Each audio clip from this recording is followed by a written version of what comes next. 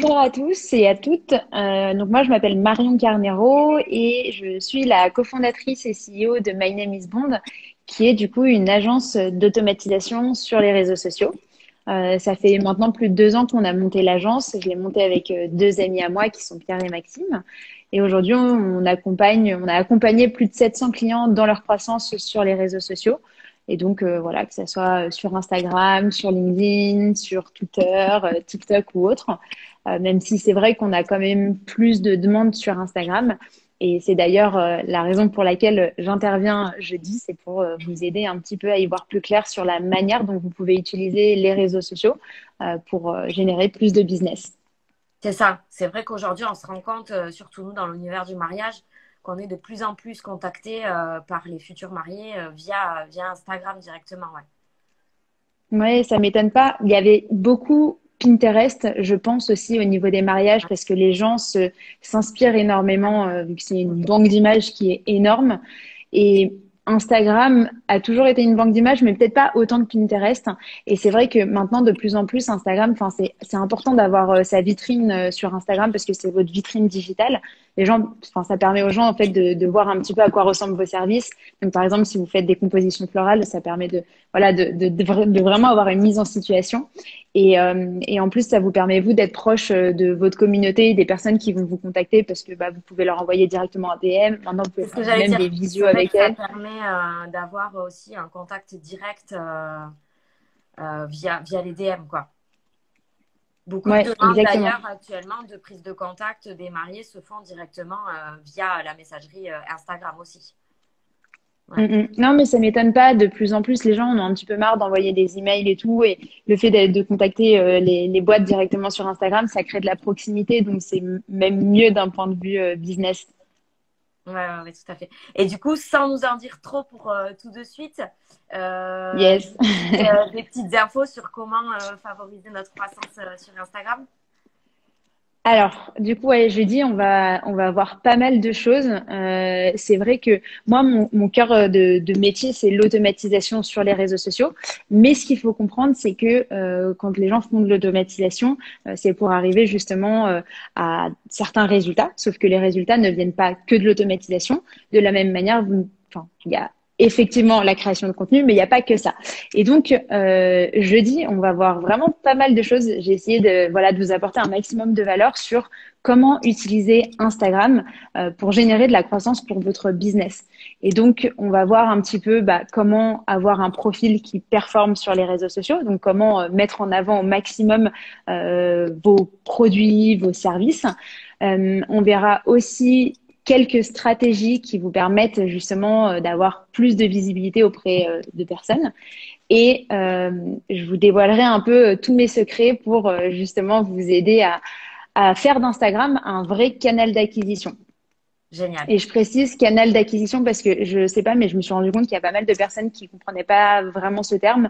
C'est vraiment en fait utiliser Instagram comme plateforme qui va vous permettre justement de trouver de nouveaux clients. Donc que ce soit eux qui vous trouvent ou vous qui les trouviez, mais en tout cas voilà, c'est une plateforme où vous pouvez rencontrer de nouvelles personnes qui seraient susceptibles d'être intéressées par vos services. Oui, comme on pourrait comparer à Google avec nos sites Internet. Puisqu'aujourd'hui, on a aussi Exactement. un site Internet. C'est l'utiliser comme un canal différent, peut-être une population peut-être un peu plus jeune, peut-être un peu plus branchée justement, en recherche d'inspiration et de contact beaucoup plus direct avec nous que via nos sites Internet aussi. C'est ça. Et puis, je trouve, après, bon, ça ne regarde que moi, mais je trouve que faire une demande directement sur Instagram, c'est moins engageant que de laisser une demande sur le site Internet où, tu vois, il y a un peu tout un process. Bon, après, encore une fois, ça regarde que moi, mais je trouve que c'est quand même plus sympa et ça engage moins. Et du coup, indirectement, tu vas plus t'engager avec la personne Bien en sûr. la contactant sur Instagram, même si au premier abord, c'est l'inverse. Parce que du coup, tu vas être dans un vrai échange, comme si tu parlais à une pote, en fait. Ouais, tout à fait.